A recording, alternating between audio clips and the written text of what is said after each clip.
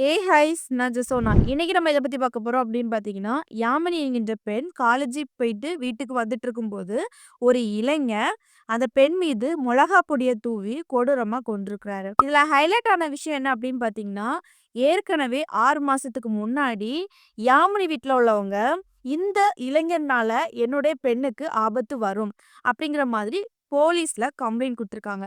என்ன காரணத்தினால கம்ப்ளைண்ட் குடுத்தாங்க? இதெல்லாம் பத்தி தான் ஃபுல் டீட்டெயிலா நம்ம இந்த வீடியோல பார்க்க போறோம்.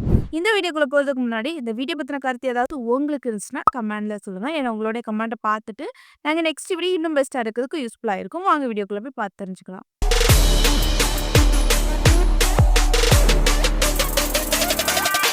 சரி, முதல்ல இந்த கொலை வந்து எந்த டேட்ல நடந்து, எந்த டைம்ல நடந்துச்சு, எப்போ நடந்துச்சு, எங்க வச்சு நடந்துச்சு, அத நம்ம பார்த்தோம் அப்படின்னு பார்த்தீங்கன்னா, இந்த கொலை வந்து அக்டோபர் 16ஆம் தேதி, அதாவது வியாழக்கிழமை மதியம் ஒரு 2:30 மணி, 2 இல்லன்னா 2:30 மணி அளவுல இந்த சம்பவம் நடந்துச்சு சரியா? அதாவது யாமினி வந்து தன்னுடைய கல்லூரியிலேருந்து வீட்டுக்கு வராங்க. ஆ அந்த சமயத்துல தான் நடக்குது. எந்த இடம் அப்படின்னு பார்க்கும்போது, ஸ்ரீராம்புராவில் உள்ள ஸ்வாஸ்திரா நகர். அந்த இடத்துல தான் சென்றுட்டுருக்கும்போது, இந்த சம்பவம் நடந்திருக்குது. சரியா? ஃபர்ஸ்ட்டு இந்த பாதிக்கப்பட்ட யாமினி யாரு? என்ன படிக்கிறாங்க? அப்படின்னு நம்ம பார்த்தோம்னா, இந்த யாமினி வந்து காலேஜ்ல 1ஆம் ஆண்டு படிச்சுட்டு வராங்க. அதாவது என்ன குரூப்ல படிச்சுட்டு வராங்க அப்படின்னு பார்த்தீங்கன்னா, பிஃபார்ம் முதல் வருடம் மட்டும் படிச்சுட்டு வராங்க. சரியா? இவங்களுக்கு வயசு 20 வயசு ஆகுது. ஏற்கனவே இவங்களுக்கு வந்து என்ன ட்ரீம் இருந்துச்சு அப்படின்னு பார்த்தீங்கன்னா, நீட் எக்ஸாம்ல பாஸ் ஆகணும், அவங்களுக்கு டாக்டர் படிக்கணும் அப்படிங்கிற மாரி தான் ஒரு ஆர்வமா இருந்துச்சு. பட் என்ன பண்ணாங்க அப்படின்னு பார்த்தீங்கன்னா, ஒரு 2 இயர்ஸா வந்து நீட்டுக்கு வந்து ட்ரை பண்ணாங்க. பட் கிடைக்கல.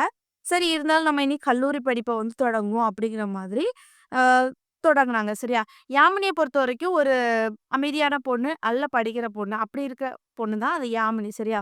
சரி. அடுத்ததாட்டு கொலை பண்ணுன அந்த விக்னேஷ் அவரு யாரு? அப்படின்னு நம்ம பார்த்தோம் அப்படின்னு பார்த்தீங்கன்னா, இவரு வந்து ஒரு கிரிமினல் கேஸ்ல வந்து உள்ள போயிருக்கிறாரு. ஏற்கனவே இவர்கிட்ட கேஸ் உண்டு. இந்த கொரோனா டைம்ல வந்து கொலை, மிரட்டல் இந்த சம்பவத்துல வந்து அவரு ஈடுபட்டிருக்கிறாரு. இதனால போலீஸால இவரு கைது செய்யப்பட்டிருக்கிறாரு. சரி, இந்த விக்னேஷுக்கும், யாமினிக்கும் எப்படி தொடர்பு? அதாவது எப்படி இவங்க 2 பேத்துக்கு மீது பழக்கம் ஏற்பட்டிருக்கு அப்படின்னு நம்ம பார்த்தோம்னா, யாமினியோட பக்கத்து ஆப்போசிட் வீடு, பக்கத்து வீட்டுக்காரங்க தான் இந்த விக்னேஷ். சரியா? இவரு என்ன பண்ணியிருக்காரு அப்படின்னு பார்த்தீங்கன்னா, பல காலமாகவே யாமினிய ஃபாலோ பண்ணி தெரிஞ்சிருக்காரு. அதாவது யாமினி ஒரு இடத்துக்கு போனாலுமே, அந்த இடத்துல அவரும் இருப்பாரு. அப்படிங்கிற மாதிரி ஃபாலோ பண்ணி போய் ஃபுல்லா லவ் டார்ச்சர் பண்ணியிருக்காரு. யாமினிகிட்டயும் போய் சொல்லியிருக்காரு. சரியா? அதுக்கப்புறம் என்னாச்சு அப்படின்னு பார்த்தீங்கன்னா, இப்படி காலகாலமாவே நடந்துட்டு இருக்குது கொஞ்ச நாளாவே. ஆனா, ஒரு சிலர் சமயத்துல வந்து சொல்றாங்க. என்ன சொல்றாங்க அப்படின்னு பார்த்தீங்கன்னா, யாமினிக்கும், விக்னேஷுக்கும் பழக்கம் ஏற்கனவே இருந்திருக்குது அப்படிங்கிற மாரி தான் சொல்ல வராங்க. எதனால அப்படி சொல்றாங்க அப்படின்னு பார்த்தீங்கன்னா, அதாவது யாமினி வீட்ல திடீர்னு விக்னேஷ் அவங்களுடைய குடும்பத்தார் எல்லாருமே சேர்ந்து ஒரு 6 மாசத்துக்கு முன்னாடி போய் பொண்ணு கேட்டுருக்காங்க. எங்கள யாமினிய கல்யாணம் பண்ணி தாங்க அப்படிங்கிற மாரி பொண்ணு கேட்டுருக்காங்க. இதுக்கு யாமினி வீட்டுக்காரங்க வந்து என்ன பண்ணியிருக்காங்கன்னா, பண்ணி தர முடியாது அப்படிங்கிற மாரி நிராகரிச்சிருக்காங்க. யாமினியுமே ஒத்துக்கல. அதாவது பண்ண முடியாது அப்படிங்கிற மாரி ஒத்துக்கல.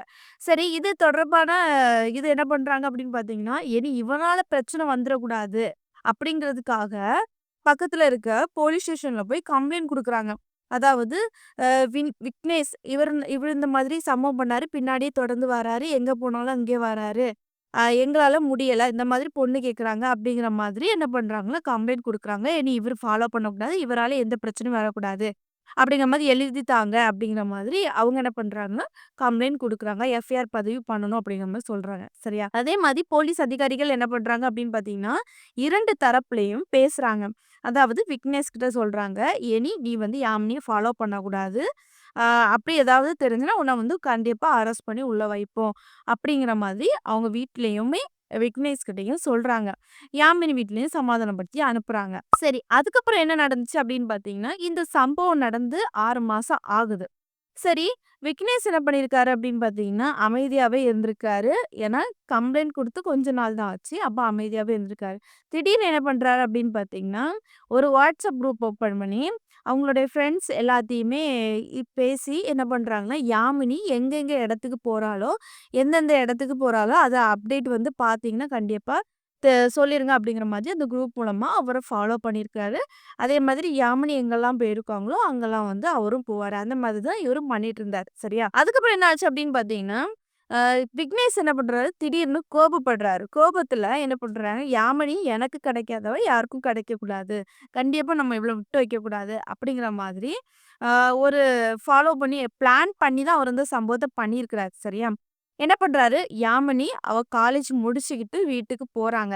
எப்பவும் போல கேஷுவலா வர வழியோட தான் போறாங்க. சரியா?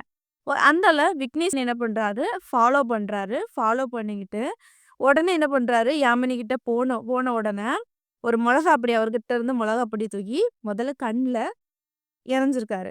உடனே யாமினி கண்ணு எரிச்சல் தாங்க முடியாம, என்ன பண்ணணும் தெரியாம அவங்க கத்திக்கிட்டு அப்படின்னு இருந்த சமயத்துல, விக்னேஷ் வச்சிருந்த கத்திய எடுத்து யாமினி மீது சரமாரியாக குத்தியிருக்காரு. கழுத்து, அப்புறம் வந்து உடம்புல, அப்புறம் பின்னாடி அப்படிங்கிற மாதிரி நெறைய இடத்துல வந்து கிழிச்சிருக்கிறாரு. உடனே யாமினி வந்து கத்திக்கிட்டு பொத்துன்னு கீழ விழுந்து சுருண்டுட்டாங்க. சரியா? அப்ப என்னாச்சு அப்படின்னு பார்த்தீங்கன்னா, யாமினிக்கு வந்து பிளட் அதிகமா லாஸ் ஆயி ஸ்பாட்ல இறந்துட்டாங்க.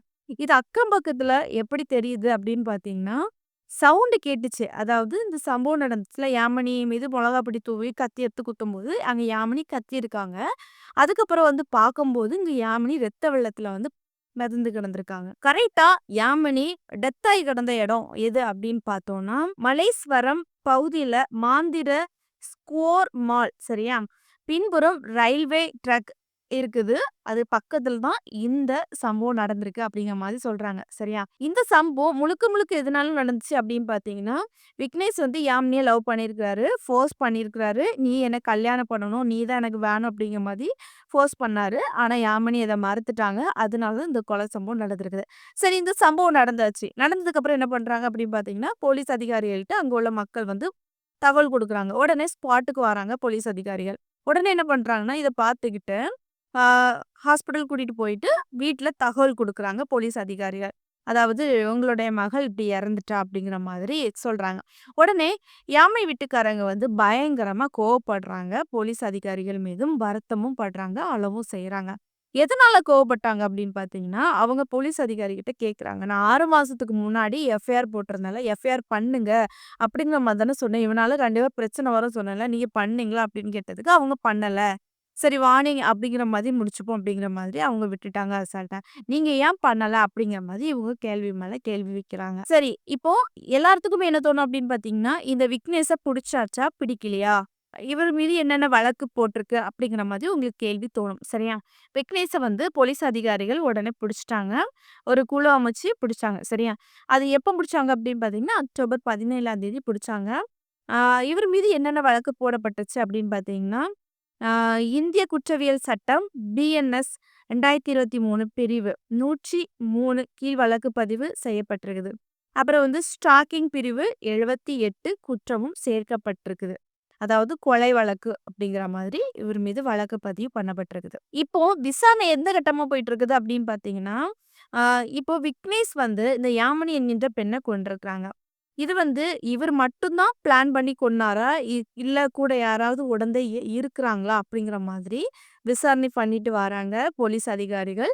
பட் ஏன்னா மேலும் மேலும் இந்த விசாரணை பத்தி அப்டேட் இருந்துச்சுன்னா, கண்டிப்பா அவங்க வந்து தகவல் தெரிவிப்பாங்க. இந்த வீடியோ பார்க்குற நீங்க, இத பத்தி நீங்க என்ன நினைக்கிறீங்க? உங்களுடைய கருத்த கமெண்ட்ல சொல்லுங்க. நெக்ஸ்ட் வீடியோல சந்திக்கிறேன். பாய்.